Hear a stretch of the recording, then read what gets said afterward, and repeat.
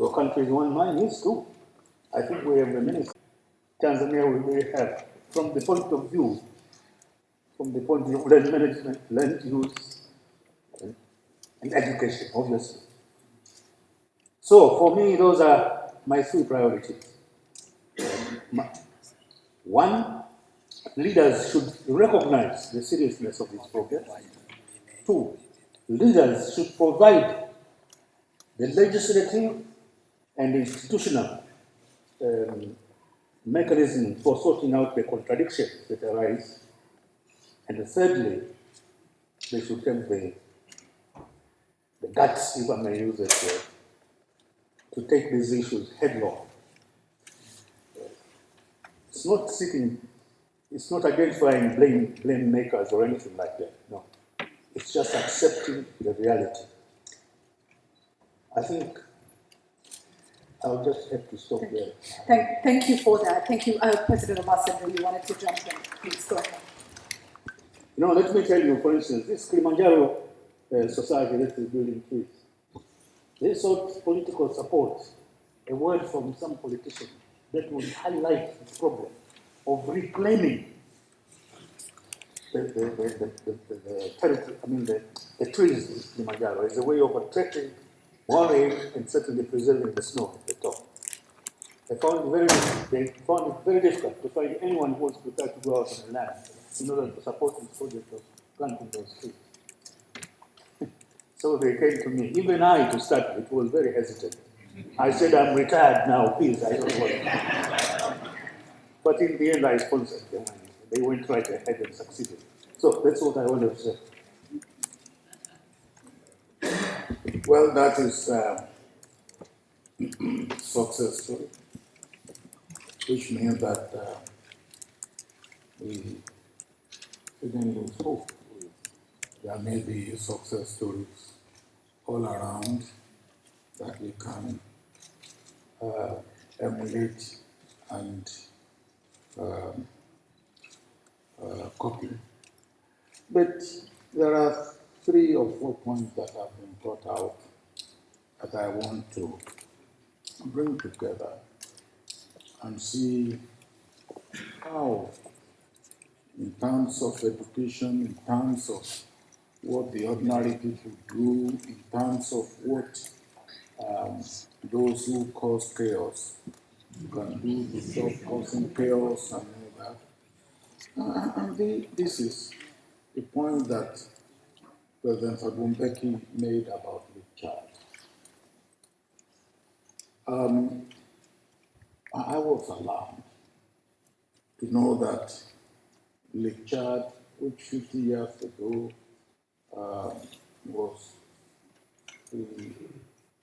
one of the largest lakes in the world, has now shrunk to 1/10 of what it was 50 years ago.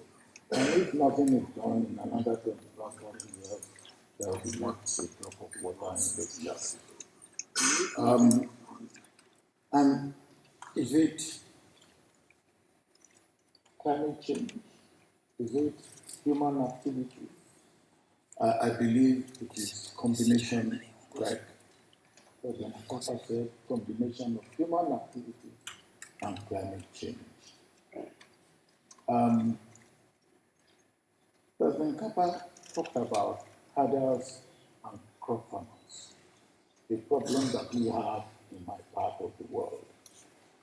And like he said, there are still people in our own part of the world, in Nigeria, who feel that, look, the colonial policy and regulation of cattlehood and grazing land should be maintained. And I look into the Gazette of 1950s, when these grazing lands and cattlehood were established. And one of the things that I found in the Nigerian context is that the major grazing land is where Abuja now occupies, the capital of the country. But it used to be a big grazing land So if there is any distortion of grazing land and cattle, Abuja is the greatest distortion of that. Now, so that is a reality. Then, and then, of course, we now have people who believe that the whole country, or indeed the whole world, is for them to graze and send their cattle. And some even said their type of cattle cannot be ranched. They have to go out grazing and destroying crops. Now, the point I'm trying to make is that shouldn't we really look at how we should live? The way we human beings should live. Somebody has talked about the issue of population. I tried to look at the issue of population not too long ago, and I found that from 1960 or thereabout till now, almost all African countries have increased their population by a factor of 5. All, except one. Nigeria was about 45 million when we became independent. We are now told that we are already over 200 million. And by the year 2050, we will be between 415 million and 450 million. Even if you take the lower figure, 415 million will be a lot of population to deal with. If you judge by what we are doing now or what we are not doing, then I can see disaster looming ahead. So what do we do? Should we continue the way we are going, or should we go a different way? Now, it comes to the point that we have all emphasized, the issue of education. What is the reality? How do we get our people to even know that the danger that is looming ahead will be destructive to ourselves, destructive to the environment. We are complaining about the environment. There may be no environment to complain about.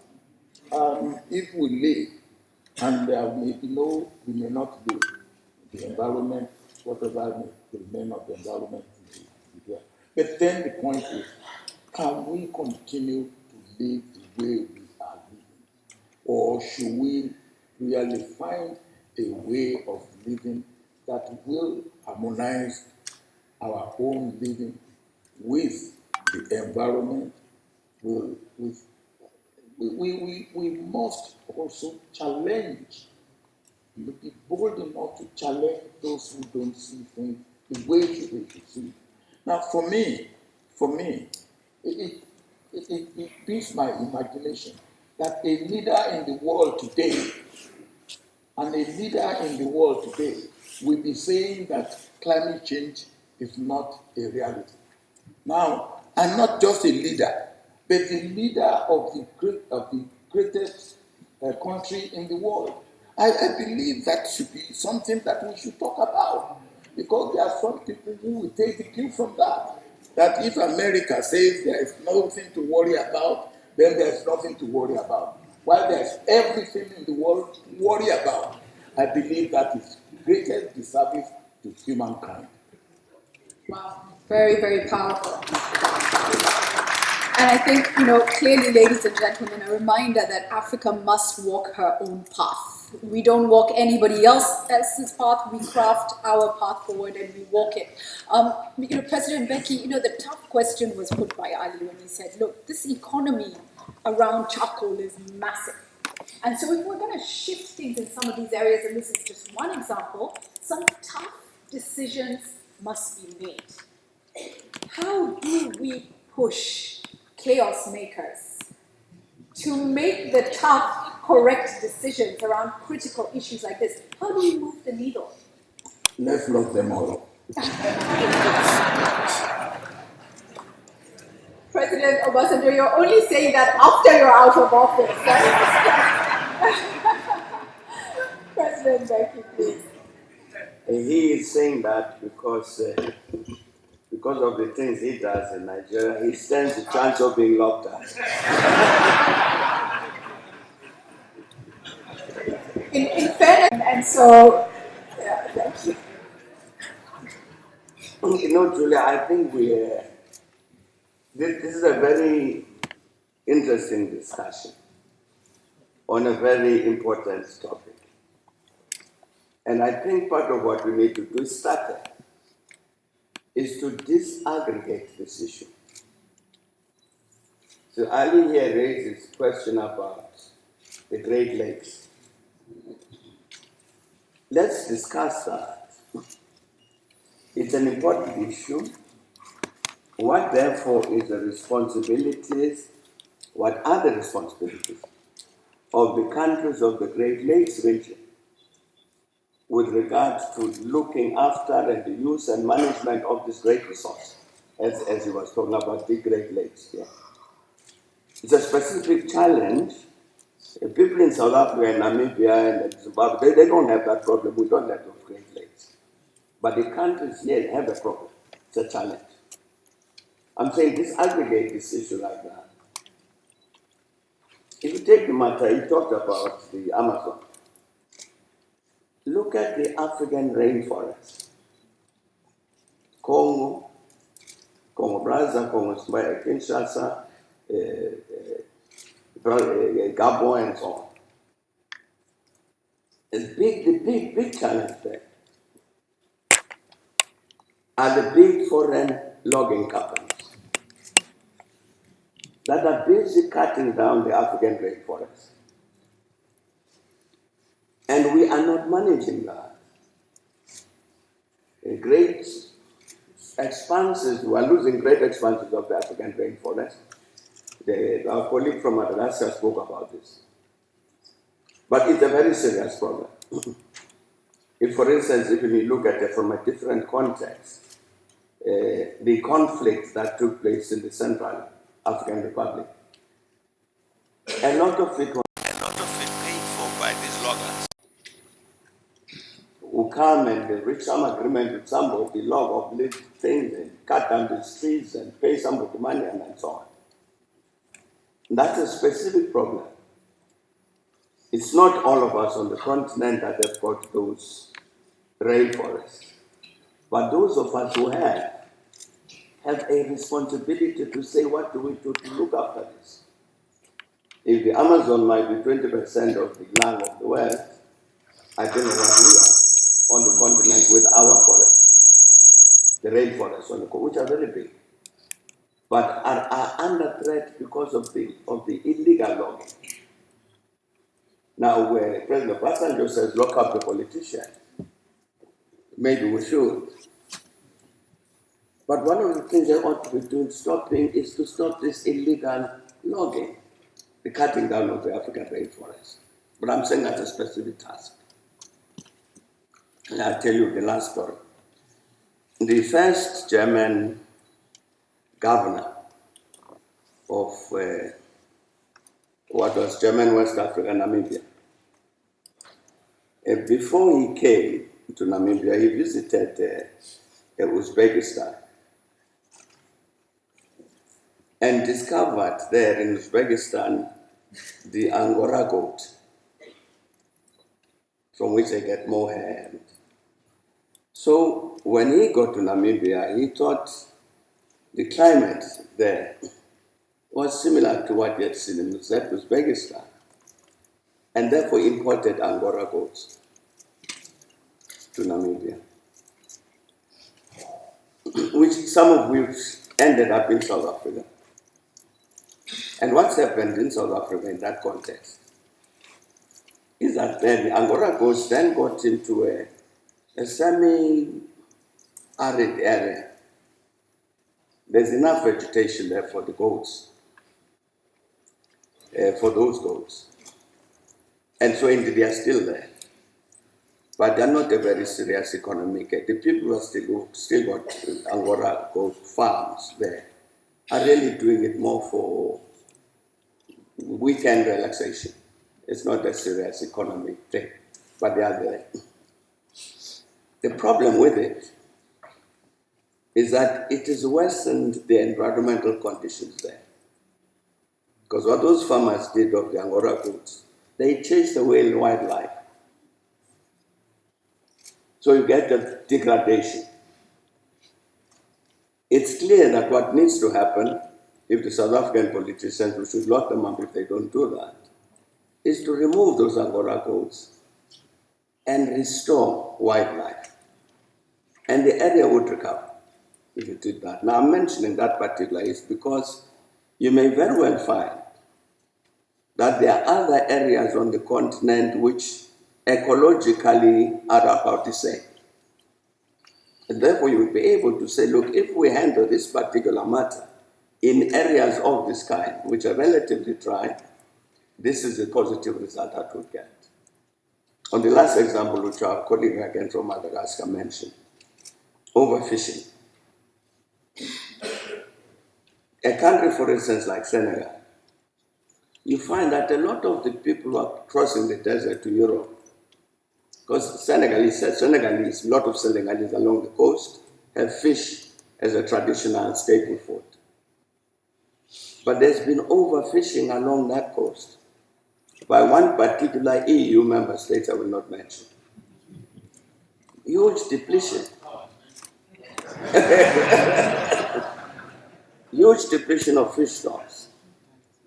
If you see the problems that occurred in Somalia, off the coast of Somalia, when people talk about Somali pirates and so on, they don't talk about the source of the problem, which was overfishing and dumping of waste along that coast. What are we doing then about the management of those fish resources, as our colleague was saying? So I'm saying let's disaggregate the problem. Then it would be possible for us to say, having looked at this issue of the protection of the Great Lakes region in the interest of the whole continent and the world, these are the things we need to do. We need that. Otherwise, if we talk in general terms, we will remain on the general plane and not solve any problem. Thank you. But I think we can find the solutions in terms of the specificities on our continent. Right. Thank you very much for that. I see you wanted to jump in, so please come in, Mr. President. Thank you.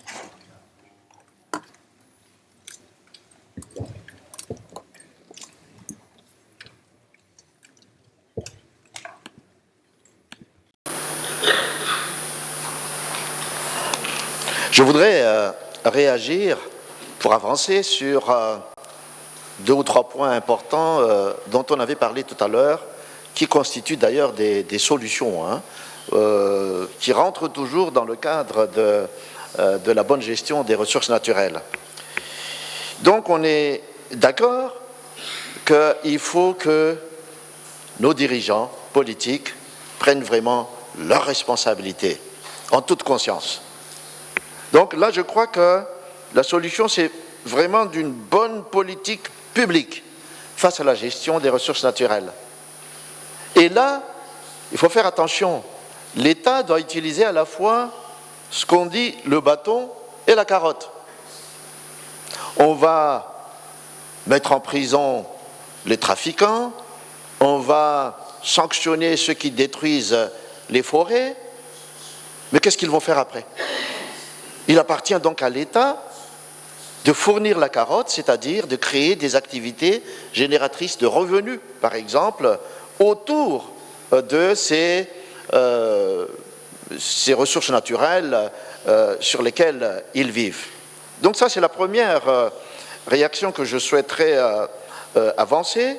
Donc ce sont des alternatives en termes d'activité économique, parce qu'il faut lutter contre la pauvreté, il faut qu'on améliore les conditions de vie des populations pour qu'on puisse lutter ensemble contre la mauvaise gestion ou la destruction des ressources naturelles. Le second point qui a été soulevé tout à l'heure et pour lequel je suis d'accord, second et troisième point, c'est éducation et information. mais pour lequel je vais apporter des expériences pratiques que nous avons utilisées à Madagascar.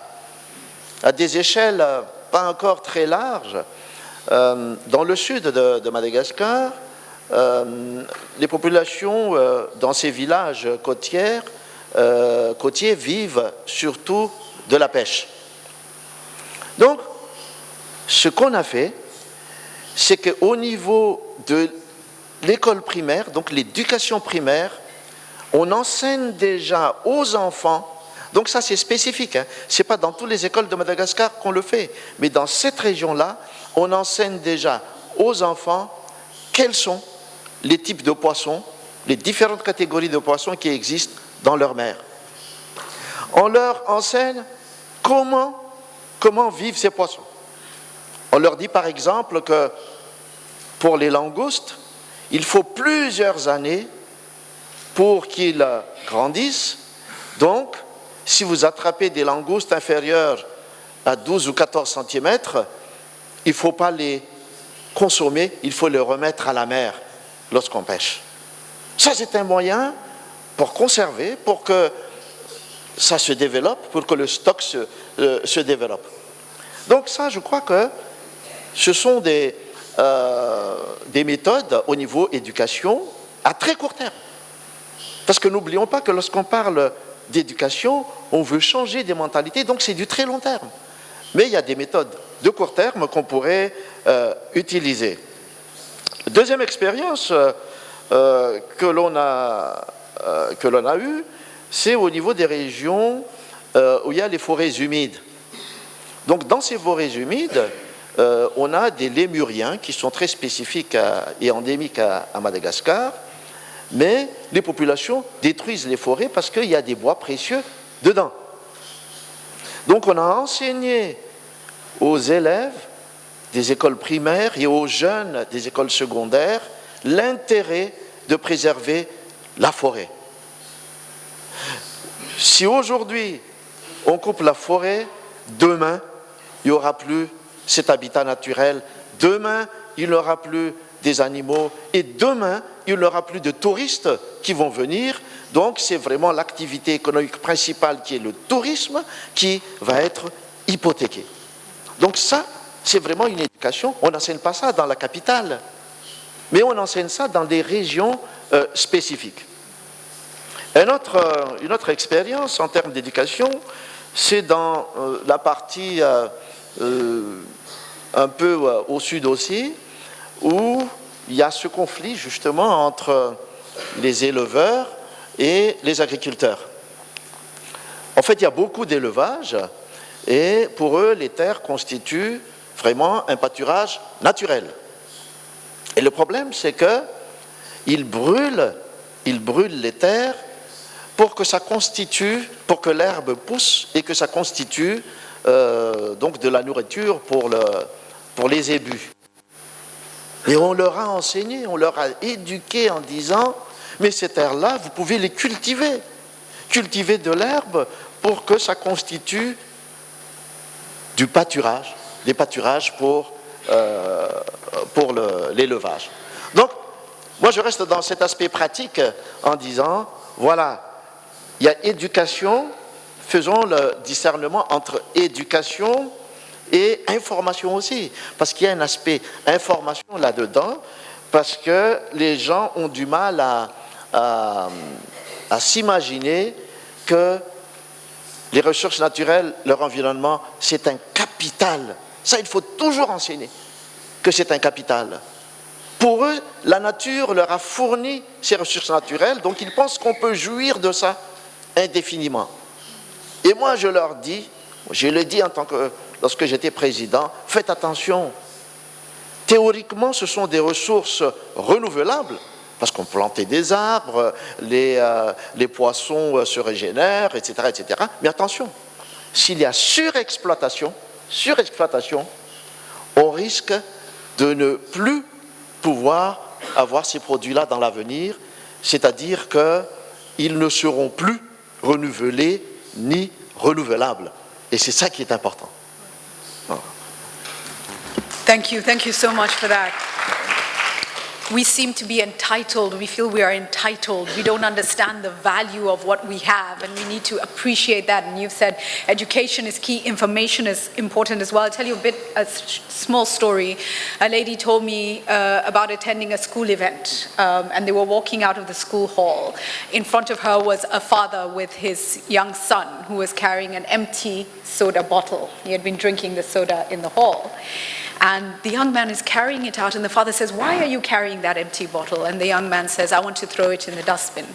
The father says, "What nonsense," grabs the bottle from the child and throws it behind them into the hall.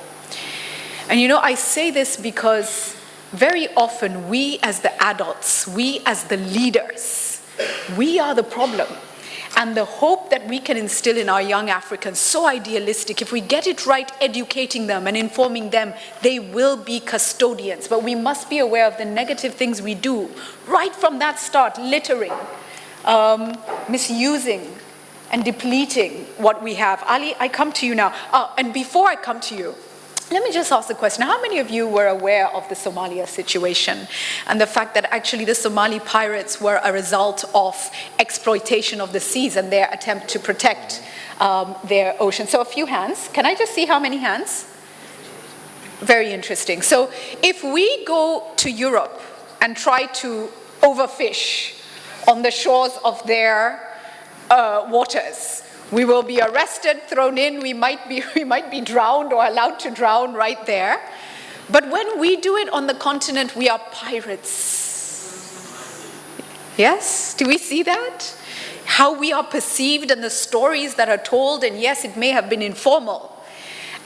But there was a genesis of that, and I think Africa has to really and sold, and the stories that are told. And so, Ali, I come to you with this, and also, you know, I call the Israeli approach, I've coined that phrase. A friend of mine who is in policy in Israel said, "Have you not noticed what we do, Julie? We never stop to discuss things with people. We do what we want, and then we deal with it later. We're not interested in sitting down and negotiating with everybody. We'll handle it later." Is it time for Africa to say enough is enough? We need a different approach, an approach that we are boldly protecting, preserving, conserving our resources and stopping exploitation, especially by external forces and then internally. Do we need a new approach, Ali? It's easier said than done. Enough is enough. Enough of what? Is there consensus across the 55 different African countries?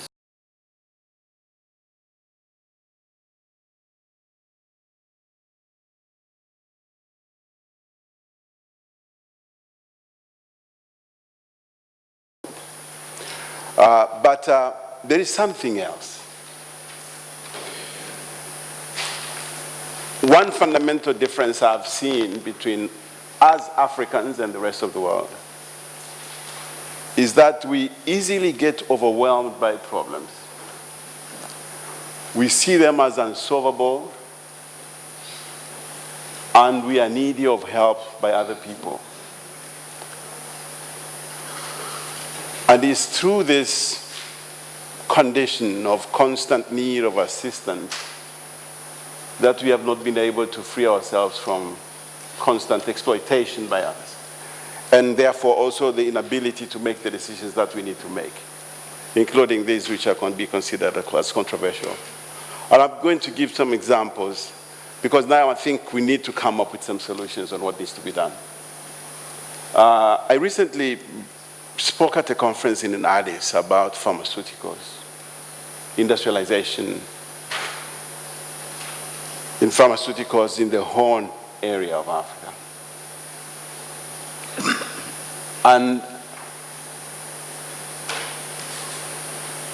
it was interesting that everybody spoke about how there is so many illnesses in Africa and how there are so many problems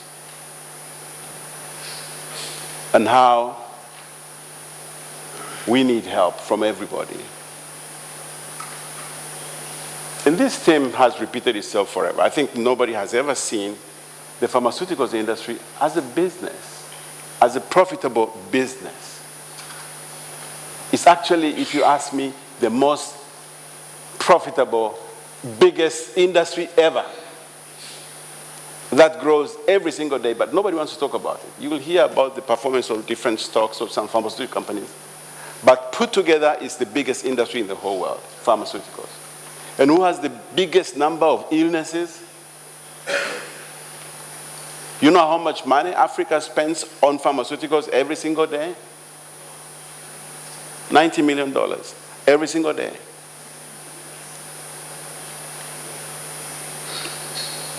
And we say this is a problem. It's not a problem. It's an opportunity. It's an opportunity to industrialize. Most of the pharmaceuticals we buy are not rocket science. The biggest number of illnesses that we have to fix are ordinary illnesses that every one of us knows. Malaria, TB, whatever, fever, diarrhea. Not the most complicated ones.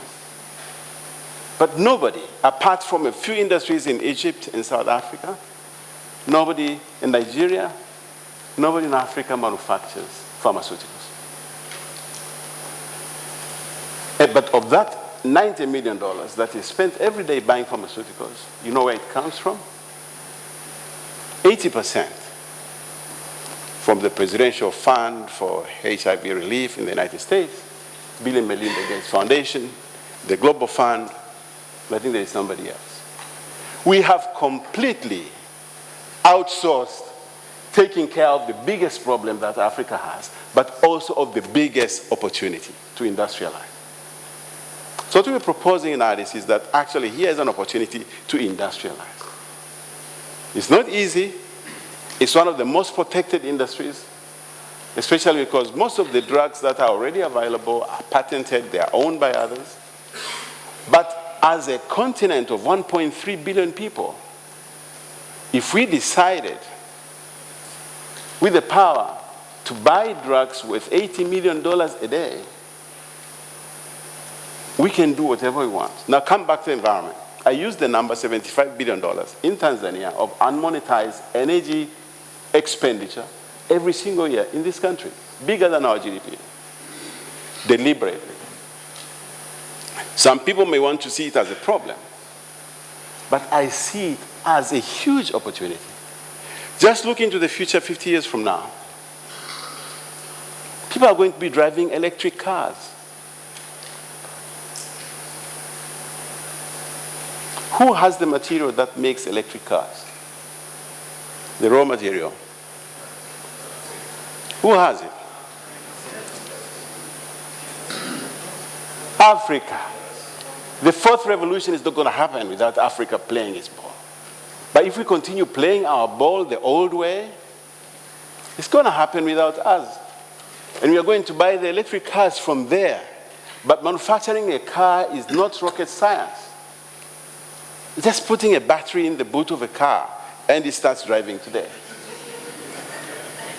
The material to make the battery is available here in Africa. So imagine if we decided, as we had in most African countries, that we want to build industrial economies. But as President Mbeki says, let's disaggregate. Let's be specific. What kind of industries? In a book that I co-authored 3 years ago, we proposed Africa could actually, if it was bold enough, be the world leader in energy industries 30, 40 years from now. Because we have what the rest of the world doesn't have. But if we continue collecting some rents and exporting these minerals to somebody else to go and make those things, and then import them as you always do, that's going to be an opportunity lost. And it's going to be an opportunity lost because we have not changed our mindset from looking at challenges as opportunities. Instead, we continue to look at challenges as this terribly overwhelming situation. We're going to die. Somebody has to come and help Africa. So let me be there. Thank you. Oh,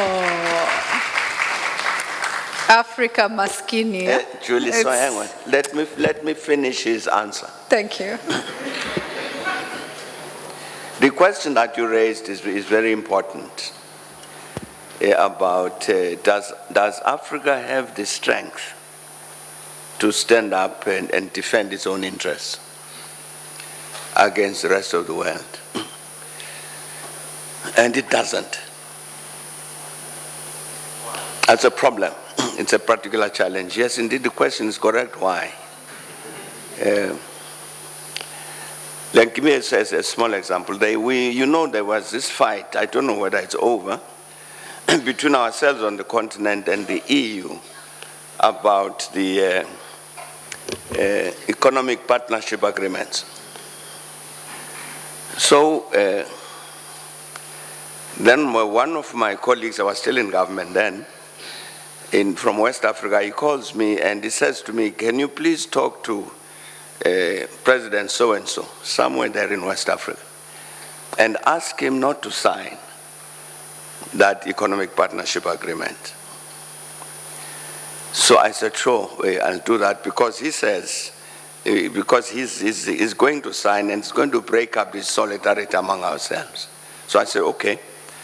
So indeed I call. I won't mention the names.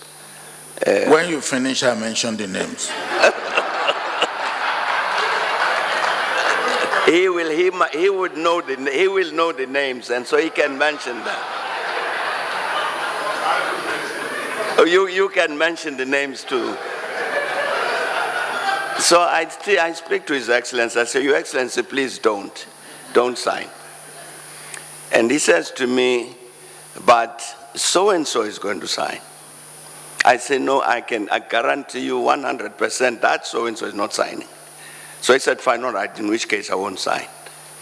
And then he says to me, but so long as my stomach allows me not to sign. I said, now, President, you'll have to explain that.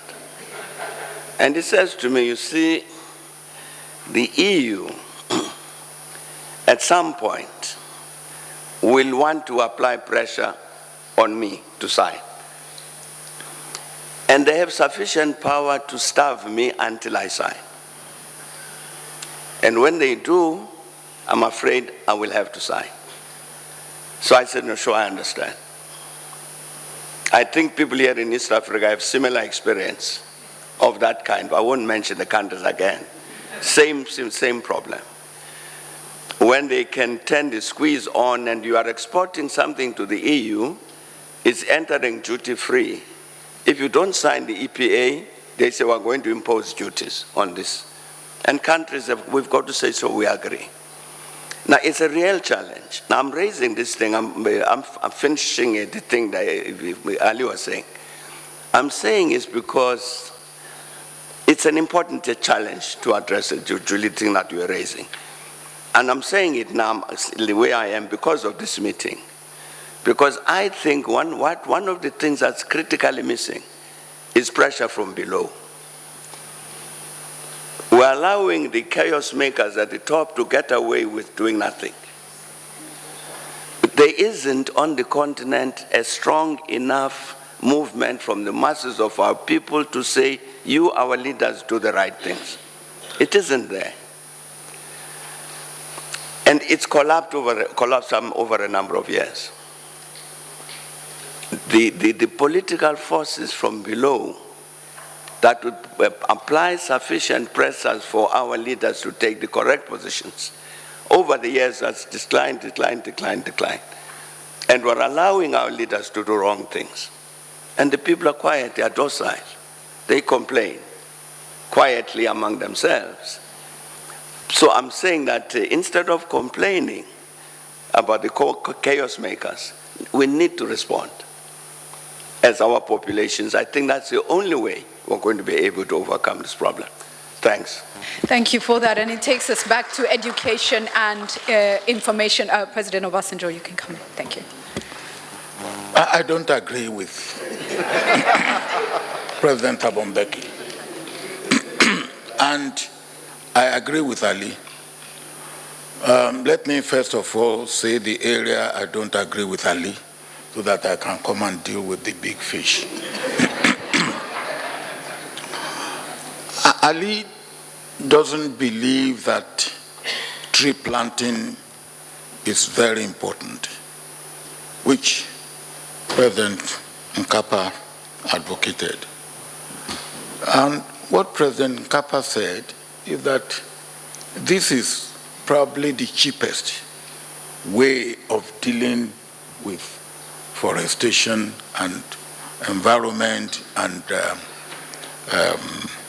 climate change. And I agree with that. There will be a number of other measures that we have to take.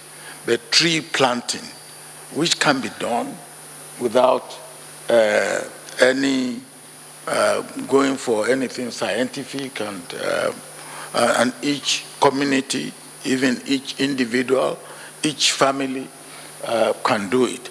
So, Ali, I don't agree with you saying that that is not important. No, I said it's a good thing. Okay, all right. If you I'm said just concerned that it's not enough. okay, it's not enough. Yeah. But that is so important that if we start with that, other things will come, and then together we will get there. Now, I don't agree with President Thabo Mbeki. President Thabo Mbeki, you know it. You know it, and you know it that we have had occasions in the past when we have stood up to these people, but we haven't stood singly. We have stood together. And for as long as we stand together, I believe we can stand, and really we are stronger than we think we are. And that, I believe, is the type of mistake we make, that we can't do it. We cannot do what? Now, I don't know, maybe the people you are talking about are the same people that I will be talking about. Now, cocoa is important. The three countries of Côte d'Ivoire, Ghana, and Nigeria produce 75% of cocoa in the world. 75%. And the price of cocoa is not dictated in Africa. It's dictated from outside Africa. And the people who manage and manipulate cocoa are about 3 or 4 companies in the world. The total revenue industry, money from cocoa and cocoa subsidiary and all that, is about $125 billion per annum. Only $9 billion goes to cocoa producers. 9 out of $125 billion. Now, if the 3 countries of Nigeria, Ghana, and Côte d'Ivoire can come together, and all they need to do is provide facilities for storing their cocoa for 1 year, they will be able to control the price of cocoa in the world. And they will be able to manage what happens to cocoa. Why don't they manage? Well, now. Okay. No. I will tell you why they haven't done it. I will tell you why they haven't done it. The 3 or 4 companies that manipulate both the transportation, the storage, the processing, and the distribution of the product of cocoa will stop in their way to do it. We are now trying to get out of that, because we need the fund to be able to produce what we need to produce, to be able to store for 1 year. Afrexim Bank is now working with the 3 countries to be able to get it done. That so, before we didn't have any facilities to be able to do that.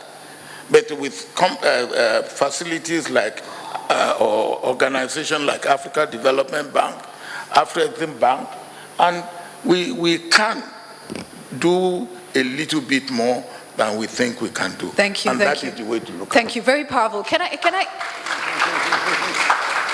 hazard to share? Yes, please, President Obasanjo has forgotten to tell us whether it's the same leadership that would not work with him that is now working for the success that is imminent. Oh my. Now we know. Well, I think they cross up. There's a similarity. Okay, there's similarity. You know, we started off talking about the local communities who use the firewood and saying that they are just trying to survive. Yes, they're living day by day. And as you tell these stories, as we talk, it strikes me that our leadership is behaving in the same way.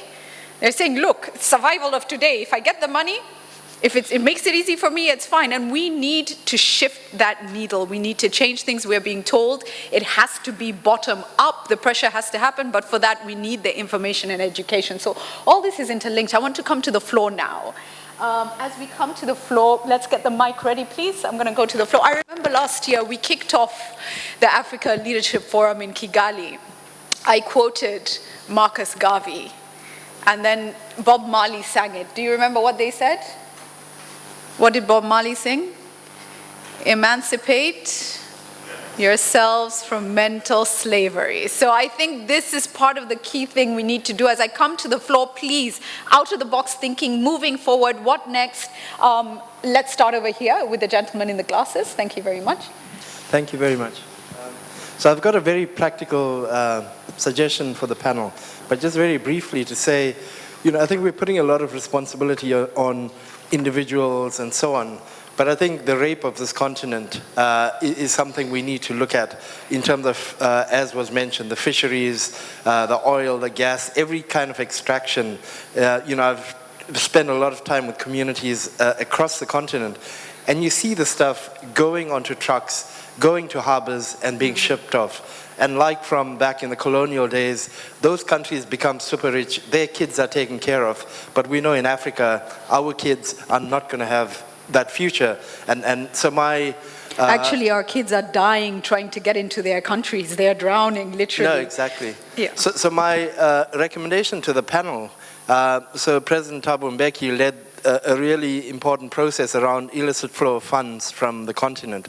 I think it's time, if this group can play a kind of guardian role on natural resources, and maybe as a panel, you know, do work around protecting the natural resources, and maybe even doing some, you know, a report that can be used, you know, by the continent. And just one last thing, you know, when telecommunication ministers back looked at how do we leapfrog, you know, to make sure everyone has access. They didn't look at, let's give people house phones. It was mobile phones, right? So I think similarly, we need to think through on the continent. You know, we've got sun. All these technologies we have. So why not employ our people, you know, and let our people own these technologies? Thank you. What's your? Please introduce yourself. I'm Puvan Modley with Natural Justice, based in South Africa. Thank you very much. Thank you. Come to the gentleman here in glasses, and then the gentleman on the second row. Thank you. Thank you, Your Excellency. My name is Nuhu Atibwa. I am an engineer, and President Mkapa engineers were also caused by throwing spanners into systems. So I'll throw one spanner. One spanner that I want to throw, first of all, we need to be very careful about the talk of climate change. It can be used, and I'm seeing it being used to hold Africa down. So we need to be very, very clever about it. And we really need to know what we are really discussing. One thing, for example, I'll say, and this one to you, President Mkapa, Your Excellency. Trees are not the biggest sequestrator of carbon dioxide. Oceans are. Most of the carbon dioxide is actually captured and stored by oceans. So the story that if you plant trees, you deal with carbon dioxide, and then deal with climate change is actually exaggerated. So there is a lot of exaggerations that happens in the climate change story. But before we get confused, engineer, before we get confused, however, for other reasons then, is it still important to plant? Because I would hate for anybody to leave the conversation thinking trees are not important. No, they are very important. Okay, but what I'm saying is, we need to avoid putting a lot of energy on, and I agree with Ali here, Al Mafrouk, that it is not enough, okay? What else is enough? For me, I believe we need to put a lot of our energies to deal with the poverty. And the poverty in East Africa is not resource poverty, it's mindset poverty. We need to deal with mindset poverty. And because basically Africa is actually rich. And from the concept that Ali Mufruki was talking about industrialization, if Africa just said, we don't really need European markets for anything, we have got enough markets of our own, we get away from this mindset poverty. We have got a huge market of our own. And that market, Africa, for example, now, East Africa community is spending $500 million per year to import rice from Pakistani. And we cannot even pay salaries of the East Africa community staff. But we're spending $500 million of poor people and actually taking it to Pakistan and Vietnam to pay for rice, while we can actually produce rice ourselves here. And that's my mindset poverty. And we need to deal with that by recognizing the power of our own resources. Even the number of people that we have in Africa now is a power that we need to turn into our advantage. Thank you very much for that. We have enough markets, absolutely. We need to be careful and very strategic about what we do. The gentleman here in the glasses on the second row, and then we'll move to that. I see lots of hands. I'll try to get to all of you. Thank you. Thank you very much. My name is Harrison Karisa. I work for World Fish in Egypt and Nigeria. I want to thank my colleague for speaking about poverty. That is the point I was not agreeing with my President, His Excellency Benjamin Mkapa, about Africa being poor. And I really refuse that, because it is something that we need to really get out of our mind. We are very rich.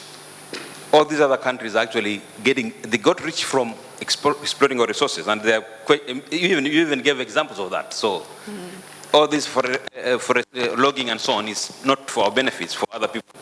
All this mining, there. So I want to talk about education. I want to agree with His Excellency Obasanjo that indeed we can win against the EU, because I personally won against the EU. We were 2 people in a big meeting, and the EU are 20, and we still won. So what I'm saying is education is really key to getting these things right. There are pockets of examples of where Africans have been able to get it right. I was talking the other day with a Namibian PS of fisheries, and he was talking about how they have dealt with some other things, including mining in their own country. So, sorry, Botswana, not Namibia. And these things are possible to do. I don't want to go into details. But one of the things that we are also doing as World Fish, as far as fisheries is concerned, is that right now we have discovered this is the biggest issue. And in Egypt, we have what we call the Fish for Africa Innovation Hub that we have just started. Why did we start this thing?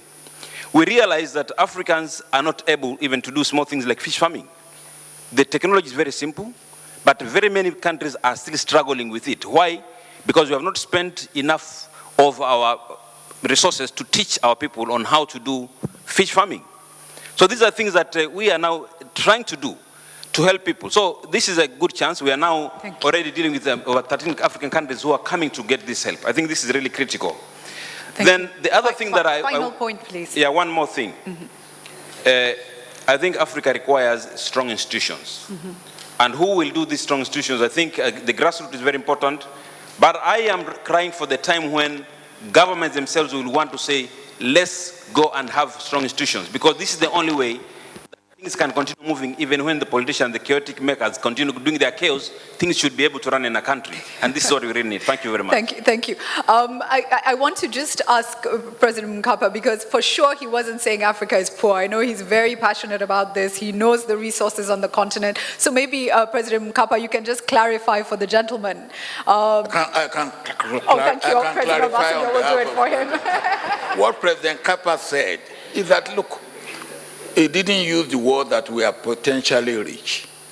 But if we are potentially rich, which is what you are saying, but we are poor today. What you see in each African country is line of poverty. Is there crying poverty? Now, until you can, look, I went many years ago to an African country. The leader now is dead, so it doesn't matter. But he was beating his chest. Look, we have this mineral here, we have that mineral there, we have this. And I was looking at him. But until you take that mineral and you can turn it to money, and you can put that money into other things, food and agriculture and manufacturing and all that. Now that mineral in the ground is really not of much use. So what President Mkapa was saying, and he used the word least developed. We are least developed. Whatever we may have in terms of resources, until we can turn it, until we can add value to it, until we can make it into something that will yield money in dollars or in euro, then we are not there. And that we shouldn't deceive ourselves. We may be potentially rich. We are at this moment very poor. And that is why and that is why we are talking of transformation. Right. You have to transform from where we are to where we should be. Thank you. And we are not where we should be. Thank you. Can I just... Have I done the job for you? Thank you.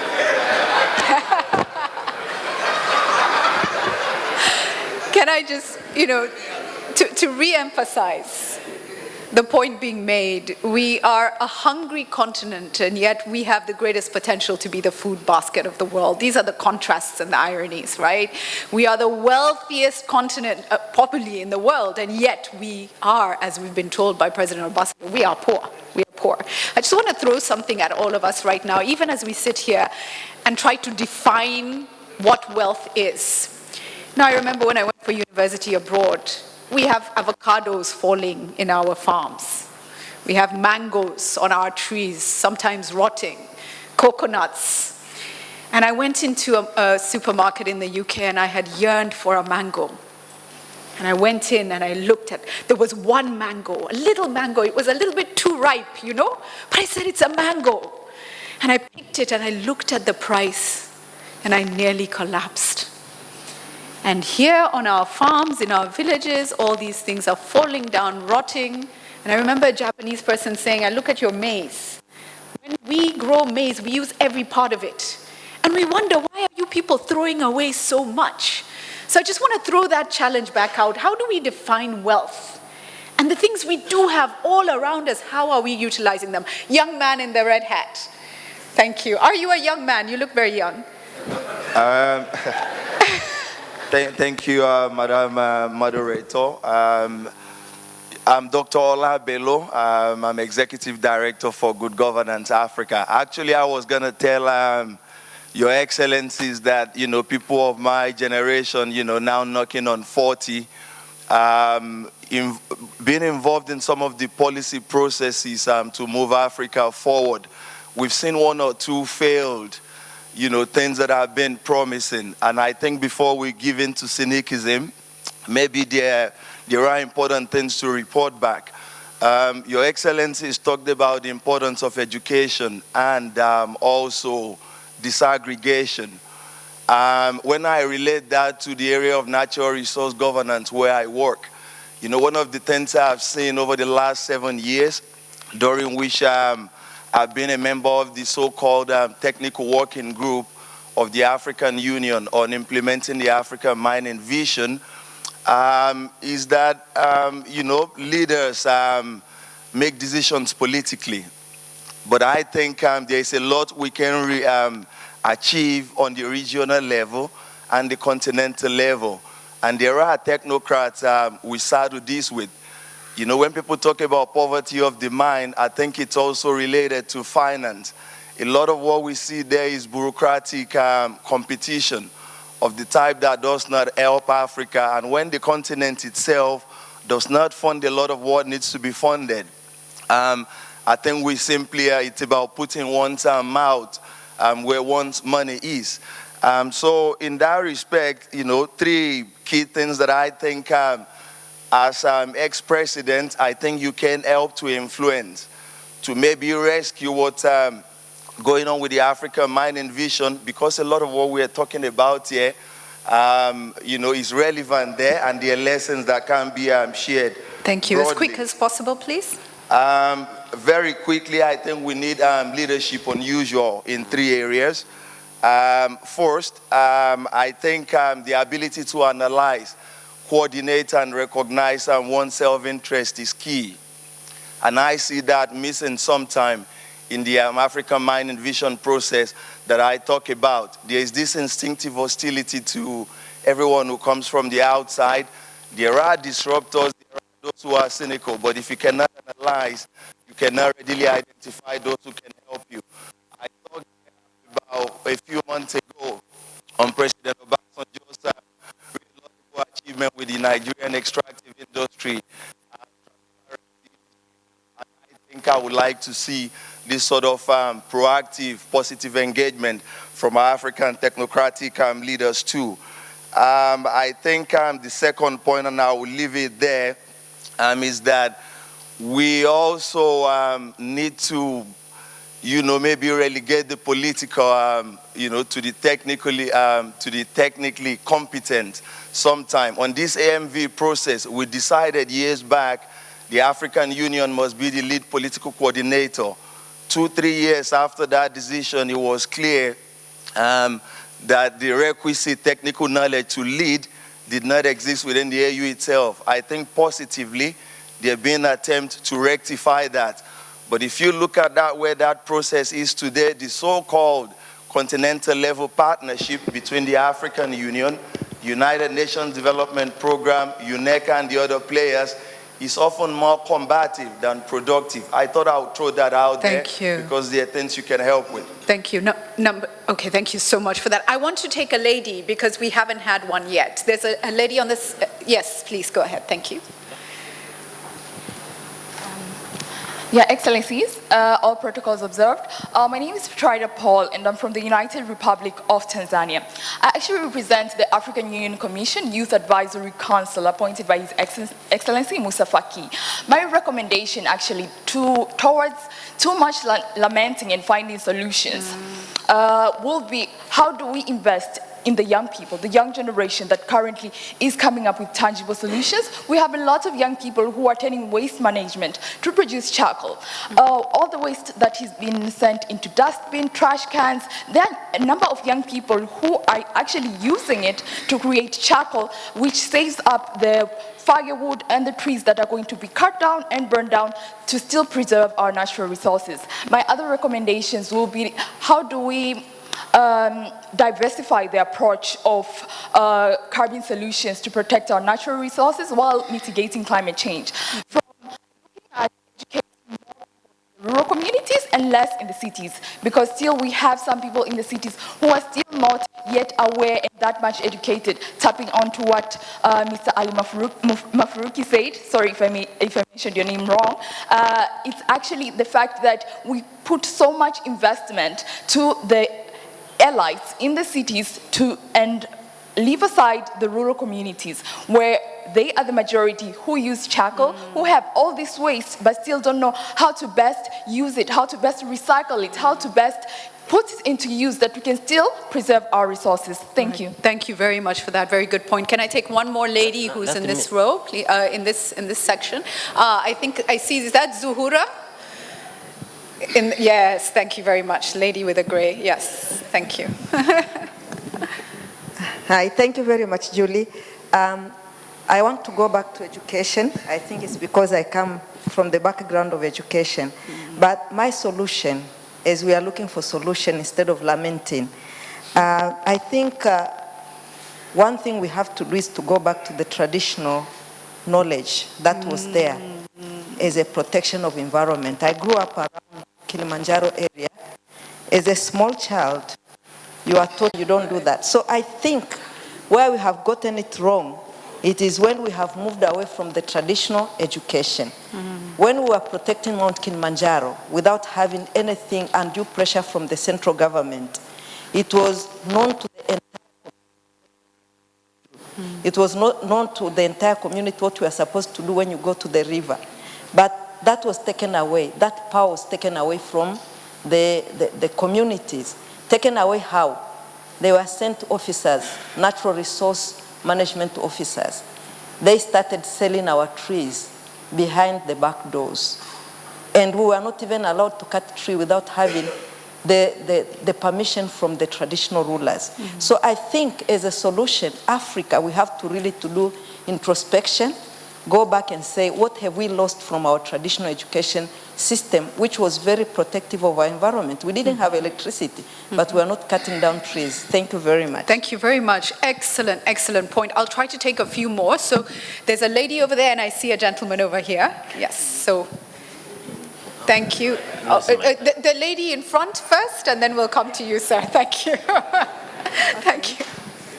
Thank you very much. Good morning, Your Excellencies. My name is Clara Makenya. I'm with UN Environment. Yeah, I cannot agree more with the importance, they already said importance of education in addressing this natural resources management. And I can say from all angles, at all levels and in all aspects. And I would like just to point out on one specific aspect, especially in terms of educating and raising awareness with African political leaders. And this is on the natural capital accounting. And I would like to really emphasize that most of the times, indeed, there is no clear accounting of the ecosystem services that are brought about by, trees, for example. And my brother Ali just mentioned, and he gave us a statistic over $90 million US used every day on pharmaceuticals. So if an African leader is really informed, given those statistics on how health is that much costly, then I believe environment and natural resources management would be given, their due weight. So it's not like the environment and natural resources management are put under the carpet, whereas we are, running after education, running after health, running after all other things. So I think it's really, the importance of natural capital accounting is really critical on this one. Thank you. Thank you. Thank you very much. There's a lady in the back. Yes. Yes. All right. Thank you. Thank you. That's very good. Another lady has been seen. Thank you, all your excellencies, protocol observed. My name is Sophie Mjema. I'm the District Commissioner of Ilala, where you are. Karibuni sana. Well, my question comes back to all of you, your excellencies. You had wealth of experience and knowledge, which now you're parting it with us. When I was listening at Your Excellency Obasanjo, you were talking about the other ones and the other group. But I was trying to think that while you were in your term, while you were in leadership, was there any kind of mechanism which you came up with while you were doing these forums to help the Africans have the decisions when they get such problems? For example, the United Nations and the other countries, they've got their vote. Why shouldn't we have that in Africa? So in future, that we don't have the problem what we have right now. Thank you. That was Thank you. I think I can start to answer the question that one of those mechanisms may be NEPAD, and maybe you can talk more about that, President Obasanjo. But before we leave the lady, who is a leader as well, please give her the mic back. Just for a moment. Julie, why don't you allow me to that now? Okay, thank you. President Obasanjo wants to respond. I'll come back to you, please. Okay, right. And I have an accomplice that can join me in dealing with that. And let me tell, this is a true story.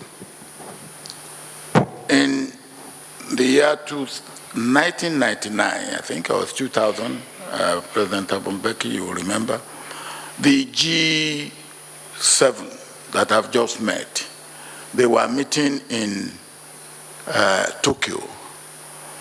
And President Thabo Mbeki was representing non-aligned movement. He was the president of non-aligned movement.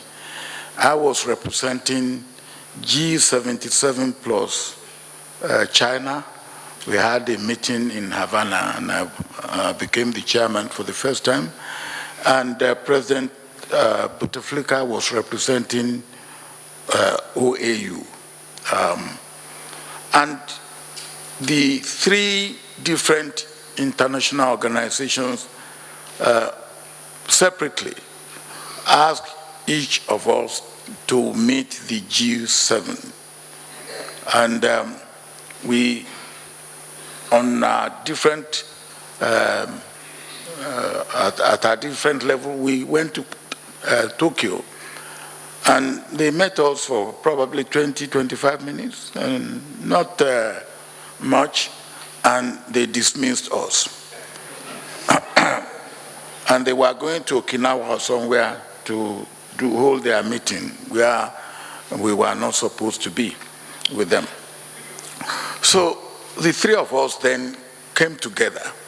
I don't know whether it was in your hotel room or mine, but we met, the three of us just met, and we said, look, if we are here together, if these people have asked us, what is your plan for Africa? We wouldn't have been able to say, this is our plan. So there and then, we decided that we should work on something. President Thabo Mbeki nominated, I think, Weissman? Yeah.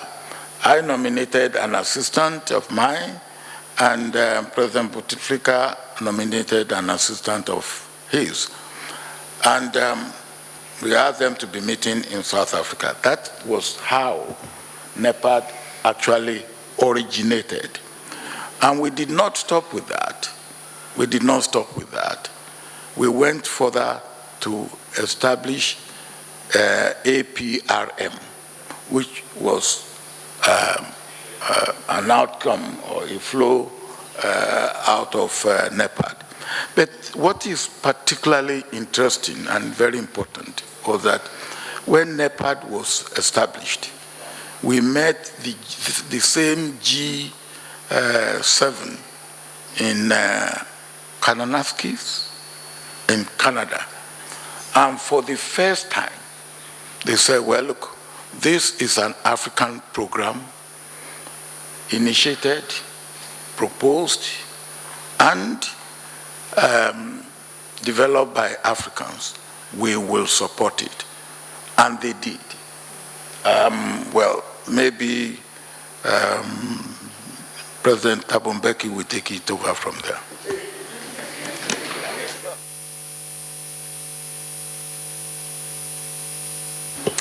And the next, that was that meeting, Kananaskis in Canada, was 2002. It went back, the G8 went back to Canada in 2010. As President Obasanjo says, that they had in Kananaskis, they had agreed to support this African program, NEPAD, and agreed on what they called the G8 Africa Action Plan. Then we had a coordinating mechanism, joint mechanism between ourselves and G8 to follow up on the implementation of all of that. I'm saying the G8 went back to Canada 2010, that's 8 years later, and the G8 Africa Action Plan had disappeared. They had abandoned completely the commitment they had made in 2002. Still, to this day, it's never come back. That's our challenge.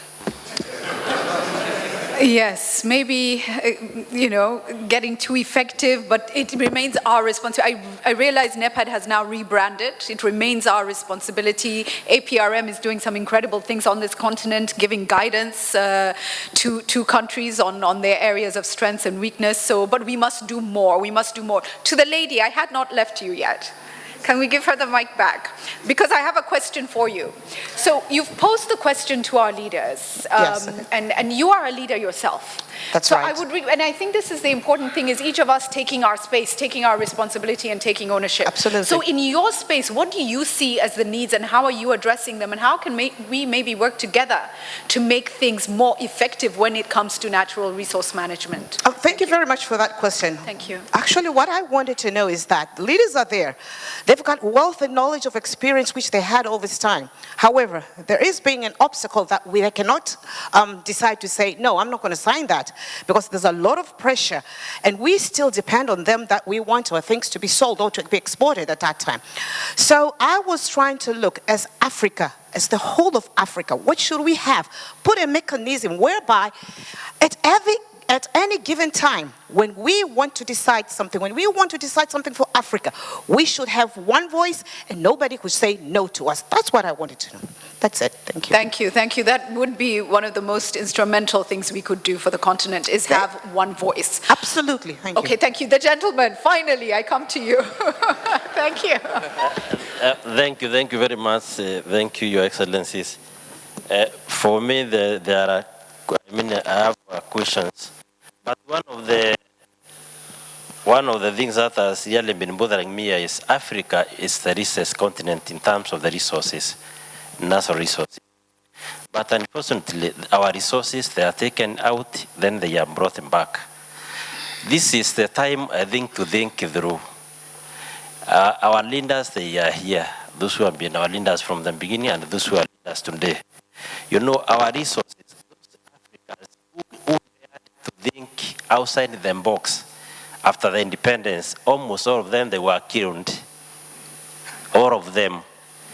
Maybe even one of our great leaders here, like also Thabo Mbeki, maybe he may have also been a victim of thinking outside the box.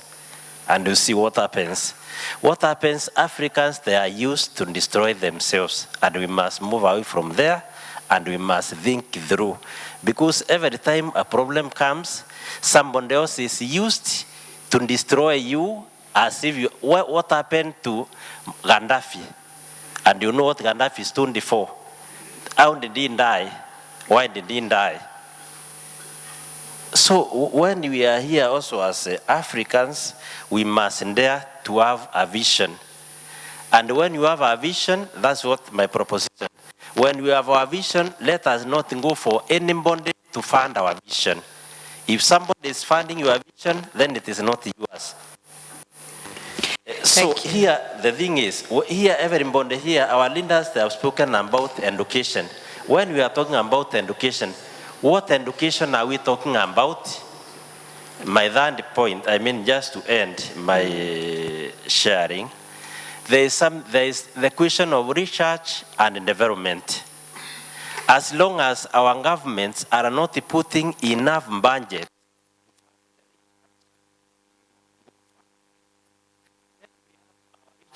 is the universities, our higher institutions of learning. What happens in our institutions of learning? I want to end, Julie. At that level, the professors, the doctors, people who are educated at that level, they do not, they are not funded well. So when people are there in the universities, instead of our professors taking time to think through, to come up with ideas, Please be upstanding for the arrival of His Excellency Dr. John Pombe Joseph Magufuli.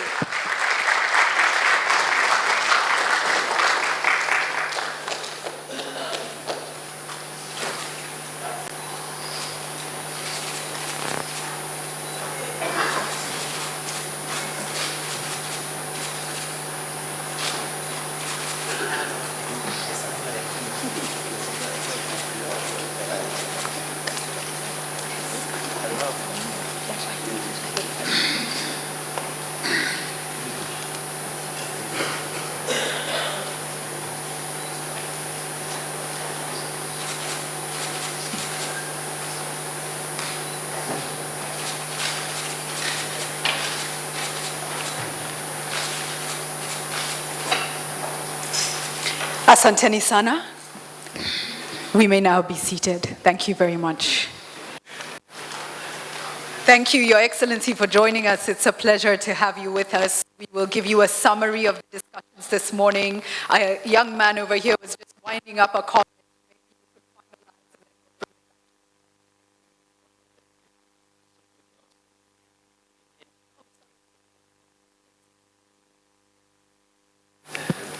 My name? Introduce yourself. Oh, yes. Thank you. Joseph Ntoeruaki from Pan-Africa Climate Justice Alliance based in Nairobi. But it's a continental civil society organization. So saying here for Africa, we need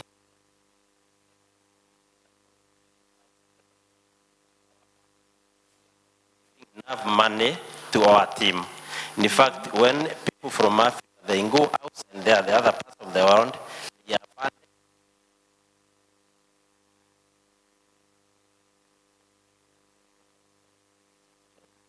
Beck spoke about the movement from within. Again, this is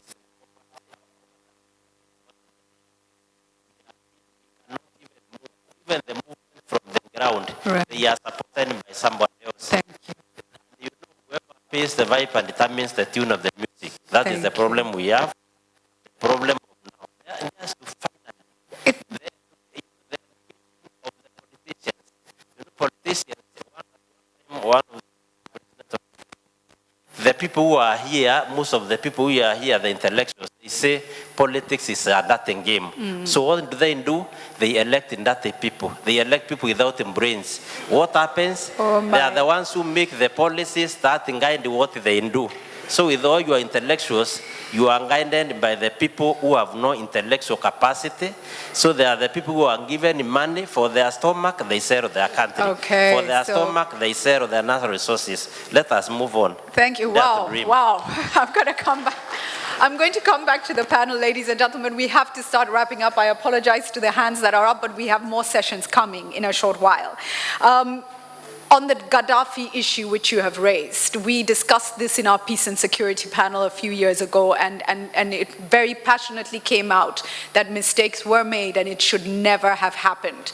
And Africa must take control of her issues and determine her own destiny. You say to us that we shouldn't take funding for our key institutions. Why should we take funds from other people? And I'll bring that to the panel. You know, gentlemen, it's like saying, you know, a man goes to his neighbor to feed his wife and children and then expects not to have consequences to that kind of behavior. I'm not suggesting what happens after. I'm just saying, you know, so is it time for Africa to stand up and say we have to fund our institutions, we have to build our own? And an interesting comment about the quality of politicians we have. Maybe as we wrap up, and I will invite Professor to give a summary of events, but before that, maybe we start with this. Ali, let me start with you on the end.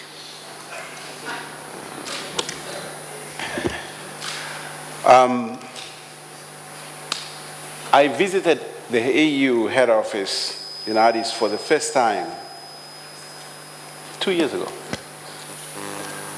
And it was around the time when we, as the private sector, were beginning to build a coalition to support the establishment of the Africa Continental Free Trade Area. And as I walked around that building, the new building that was built by the Chinese for us, I remember Baba Obasanjo was there, and I was asking, it's very strange. I'm almost 60 years old. I've been in business for more than 30 years. I never had any reason to come to Addis before. This had no relevance to my life, to my business. And the same applies to most of my colleagues in the private sector. So what happens in Addis? What do our leaders go to do? But I found that in Addis Ababa, there's a very huge and powerful representation of global corporations from other parts of the world. For them, Addis has relevance. Another thing that I found is that the AU meetings are not very well attended by those who should attend them. But the most well-attended meetings by our leaders are the ones that happen outside the continent. You know, right now, like in TICAD, everybody's there. FOCAC for the Chinese. Is not there. I wanted to reserve that for him. FOCAC, they are there. We've started receiving invitations for Turkey next year in Russia. And I know they're all going to storm there. They go to meetings in Brussels, but not to Addis. And when they go there, they don't have a lot of time to discuss much, and that's the reason probably we don't have any reasons to go there. So we do not have affinity to our own institutions. The AU is struggling for funding of its own daily operations. I'm told the employees, I was talking to some of the people who worked with President Kagame on the reforms, that the employees of the African Union, including the very senior ones, don't have a pension fund. And these are people who are supposed to be doing some very important work for us. Right.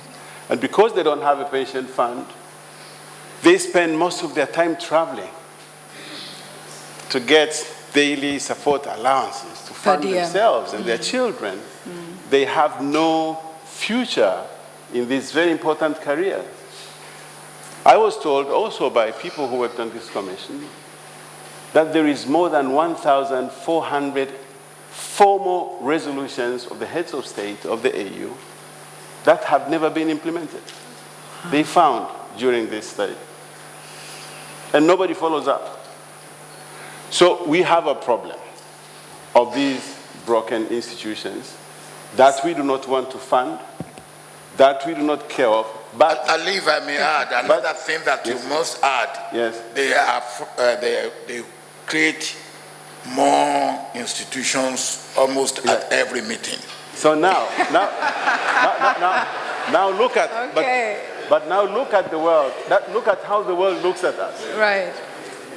It's a conversation I'm involved in right now with some colleagues.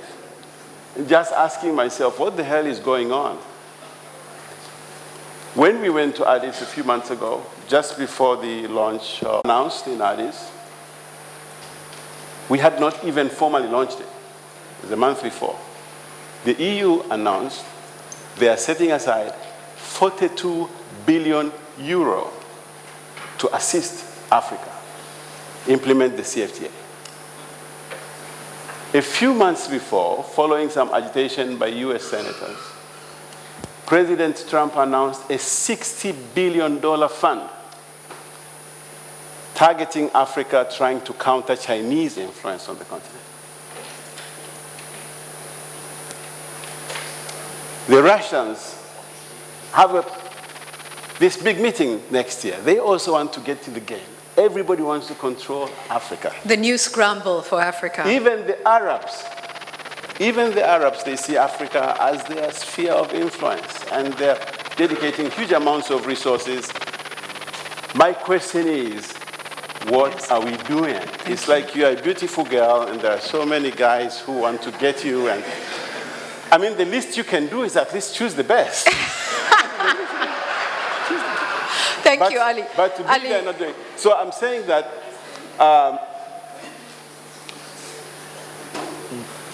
if Africa is going to continue down the old path that we've been on until now, it's definitely going to be not because we don't know. It's going to be our choice. We have to make plans for ourselves that we are going to lead by ourselves. We can learn from others, obviously, but we have to take responsibility for our own future. Thank you very much, Ali. Thank you for that. Thank you.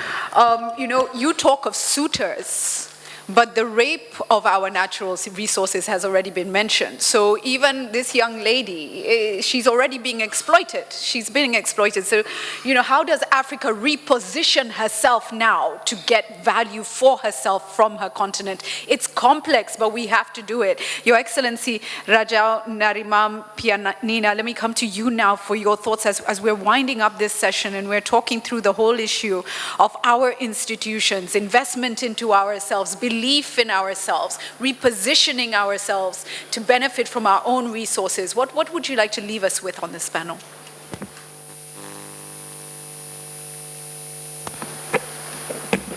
Je crois que... Can we just wait? Yeah.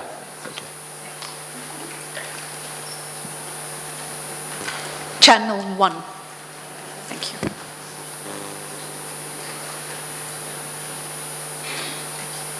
Je crois qu'effectivement, il faut qu'on mette fin définitivement à ce paradoxe que l'Afrique est riche, les pays de l'Afrique sont riches en ressources naturelles alors que les populations sont pauvres.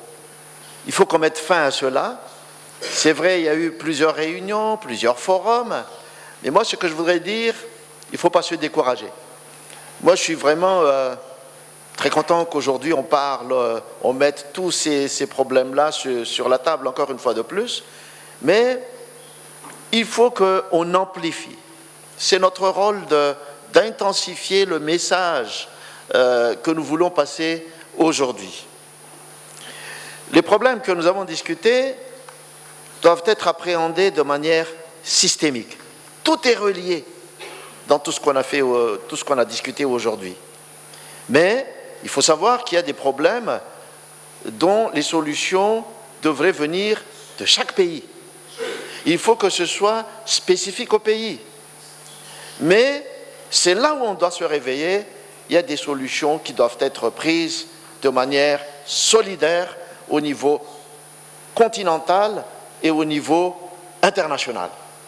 Je reviens sur les problèmes de trafic illicite, que ce soit au niveau des animaux, que ce soit au niveau aussi de la pêche illégale.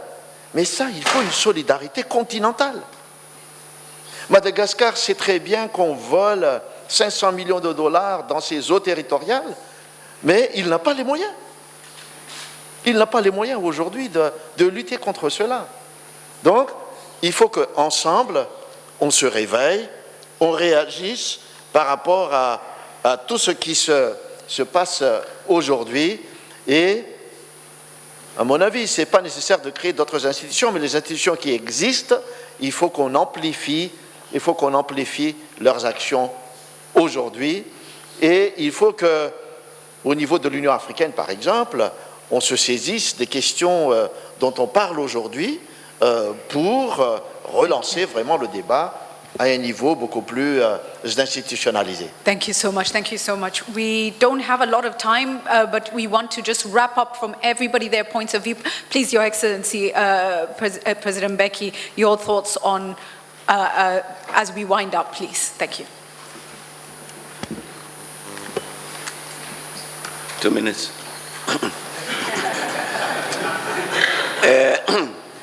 President Mkapa has told me I can speak for 20 minutes. The President Obasanjo spoke about the process which led to the adoption of NEPAD and the African peer review mechanism. To complete that particular story, we, in addition to the 3 presidents who had met in Tokyo, we then also at some point spoke to the then president of Mali and Prime Minister of Ethiopia. So we became a gang of 5. I'm mentioning that because we used to meet informally as a group to discuss the challenges that we're facing on the continent. And so that by the time we go to an AU summit, we've had some consultation among ourselves about particular issues. And so we'd be able to address the AU summit and say, look, we think this, we think that, we think the other. Which made a very important contribution in terms of the work of the African Union. If I may, by President Magufuli, with apology, I've discussed this matter with President Magufuli. Because I do come back to this issue that we're discussing earlier. My true feeling, President Obasanjo, is that capacity, that possibility, that capacity, that the possibility exists, but it's not being done. Now, it contributes to the reduction of the sense of cohesion among us, and that's our reality. So, if our colleague was raising this thing about the African mining vision, The problem about it's a very good African mining vision. 2 years ago, I attended the African mining in Durban. And all of these mining companies active on our continent were there. They had absolutely no clue, this thing that Ali Mfurug is talking about. They had absolutely no clue about the African mining vision. So our leadership had elaborated the thing and worked on it and so on, but the mining companies had absolutely no idea that there was such a vision. And the fault was with the AU. The fault was with the structure. It was not interacting with this private sector active on the continent. And I'm saying fundamental to that is that absence of this leadership, as it was possible then to exercise and to give, which is not. Please, your comments. I would just President Abumbeki got it right, but he left out a very important, no, seriously, a very important point. You see, it was not only the 5 of us. If you remember, if there was anything that we need to carry President Mkapa, we have one of us who will get President Mkapa to carry him along. President Thabo Mbeki, because he is too far from Gaddafi, and he detailed me to keep dealing with Gaddafi. So when we have an issue that we have to carry Gaddafi along or prevent Gaddafi from doing, President Thabo Mbeki will sit back and say, you go and do that. And but the point really is what we have said.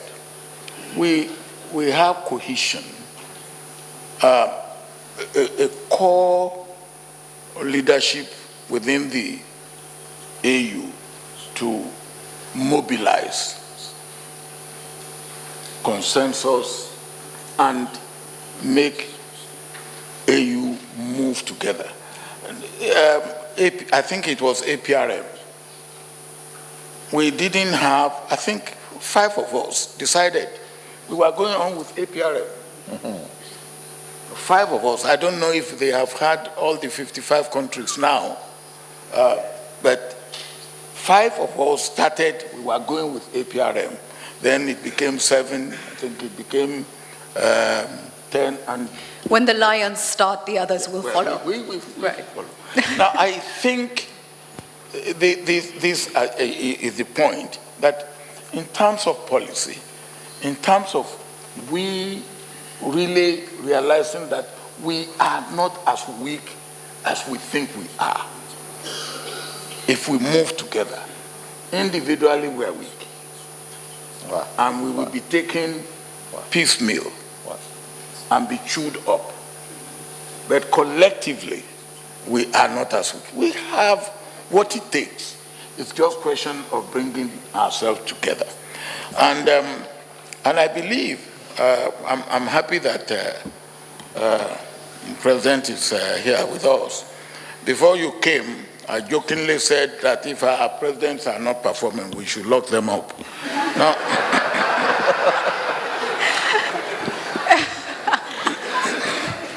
Now that you are here, I will say you will work hard to prevent that being locked, to prevent being locked up. But on a very serious note, I think we can do it, and indeed we must do it. And what we have said here today, land use policy. And it's not only land use policy, land use, water use, and policy. We cannot separate land and water. They have to go together. water use policy, land use policy, what do we do with climate change, what do we do with the environment, what do we do with the conflicting, the herders, the crop farmers, how do we handle in our own different societies and get harmony and get togetherness. But thank you. I am an incurable optimist about things in Africa. I believe we will get there. We have to work. We must get there. We must get there. Thank you very, very much. Your Excellency, Benjamin Mkapa, please, if you share your thoughts with us as well. I think you should adjourn the meeting. No, the summaries have been very good. You heard me this morning. The question is whether we have the resolve to tackle these problems ourselves. And that is the key. If you have the resolve, you must try and you will achieve something. Not all of it, but you'll achieve something. It's that will, that resolution, that self-assurance that will drive us forward towards greater unity, towards greater cooperation, and achieve results. But you must believe in what you are doing, what you are professing, and what you are mobilizing your colleagues and your people around. Let me finish with another story. This is a different one. But it's a question of resolve and self-assertion, self-recognition. I think I saw Mr. Butiku here somewhere. He was the private secretary to Mwalimu. I remember in one time when we were coming back from the United Nations, and the aircraft had, well, you have to get off the aircraft in London and then get another aircraft, British Airways, to get back to Dar es Salaam.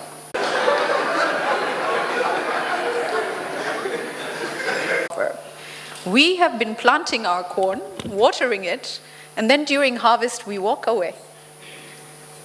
Or we hand it to others. And we have to ask ourselves, can we do things differently? Ladies and gentlemen, and with your permission, Mr. President, can I allow a professor to give you a 1-minute brief of the key outcomes of this panel session? Can we do that? Yes? Asante. Then let me call Professor Tewa, just very, very briefly. Professor, I give you literally 1 minute. Thank you. Okay, 2. Your Excellency, Dr. John, the President of the United Republic of Tanzania, Her Excellency Mama Samia Suluhu, Vice President, United Republic of Tanzania, His Excellency, President Benjamin Mkapa, our Chairman for the Africa Leadership Forum 2019, Excellencies, former Presidents, distinguished guests and participants. The purpose of this brief intervention in the program is to brief His Excellency on where we are up to now in our 2 days meeting. Your Excellency, President Magufuli, first and foremost, this is the 6th Africa Leadership Forum, which is being held here in Dar es Salaam. Our theme is promoting good natural resource management for socio-economic transformation in Africa. And we're meeting here for 2 days, 29th and 30th, that's today and tomorrow. The objective of our meeting is to reflect on the potential for land, wildlife, fishery, forestry in fostering socio-economic transformation in Africa, and address the noted widespread unsustainable use across the continent, as well as anticipated socio-economic, environment, and climate change consequences. The 2 days meeting will facilitate regional discussions among African countries on these matters, who are very well represented in this room. In attendance, as you've already noted, and very actively participating, we are grateful to have His Excellency Olusegun Obasanjo, former President of the Federal Republic of Nigeria, His Excellency Thabo Mbeki, former President of the Republic of South Africa, His Excellency Heri Rajao Nari Mampianina, former President of the Democratic Republic of Madagascar, His Excellency Hassan Mahmoud, former President of the Republic of Somalia, and His Excellency Jakaya Kikwete, former President of the United Republic of Tanzania. In attendance also, we have heads of multinational and United Nations organizations, regional economic communities, and leaders from business, government, civil societies, organizations, academia from across Africa. Up to now, we have received a welcoming remarks and a keynote address from His Excellency Benjamin William Mkapa. And from there on, his keynote address has generated discussions which are exploring basically the challenges of the environment in an African context, the basic issues regarding management of land, wildlife, fishery, forestry. All of these ones have surfaced in the discussions until now, and particularly how they are linked to fostering socio-economic transformation. We have shared up to now some examples of good practices, experiences, and lessons of even in combating illicit practices like fishery resources which are being deployed unsustainably.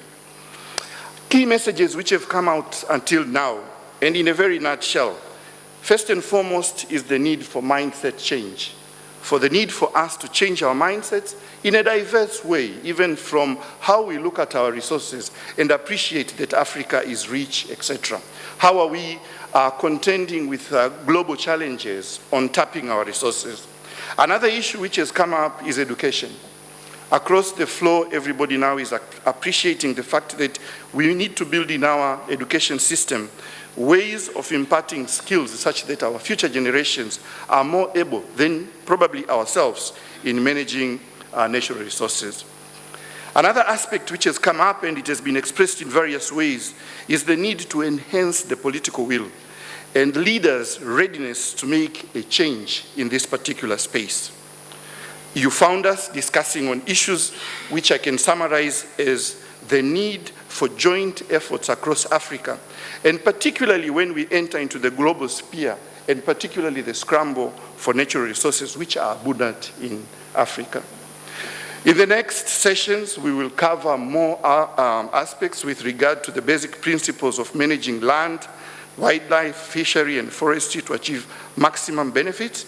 These are basic principles. What is it that we really need to grasp and put into practice in our countries? We will delve more on the illicit practices which are there across wildlife, fishery, and forestry. And lastly, we will wind up by looking into climate change and its impact on natural resources. Your Excellency, I beg to submit.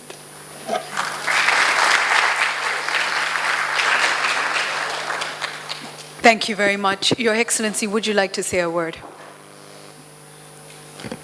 The floor is yours, sir. Thank you.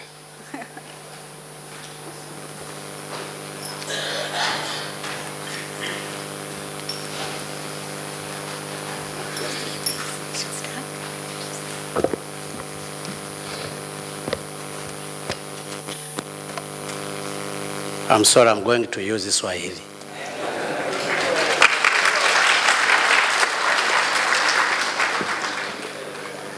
Mheshimiwa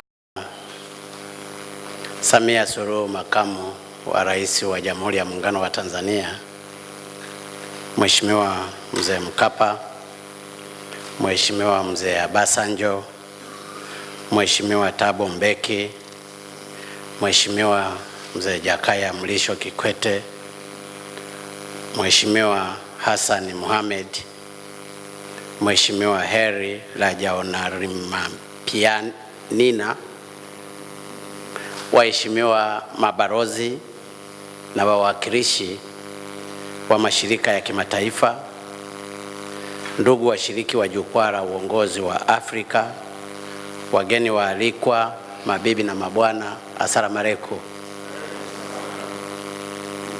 Waheshimiwa viongozi, ni heshima kubwa sana kwangu kupata fursa hii adimu ya kuzungumza kwenye mkutano huu muhimu kwa mustakabali wa bara letu la Afrika. Natambua kuwa huu ni mkutano wa 6 tangu kuanzishwa kwa jukwaa la uongozi la Afrika mwaka 2014 na mmekuwa mkifanya mikutano kama hii katika nchi mbalimbali, lakini mwaka huu mmeamua kwa mara nyingine tena kufanyia Tanzania. Hivyo nitumie fursa hii kuwashukuru sana kwa heshima hii kubwa kwa taifa letu. Napenda pia nitumie fursa hii kuwakaribisheni nyote hapa Ikulu. Nitumie fursa hii pia kuwakaribisha na wageni wengine kutoka nchi mbalimbali mkiongozwa na marais wastaafu wa Nigeria, Tanzania, Afrika Kusini, Jamhuri ya Somalia na Madagascar. Aidha, naipongeza sana ofisi Mstaafu Mheshimiwa Benjamin William Mkapa pamoja na taasisi yetu ya uongozi kwa kuanzisha jukwaa la uongozi Afrika ili kushughulikia changamoto mbalimbali zinazolikabili bara letu. Mumezungumza hapa pointi za mwisho na mimi nimezisikia. Ni kweli usiopingika kwamba changamoto za Afrika zinatatuliwa na Waafrika wenyewe.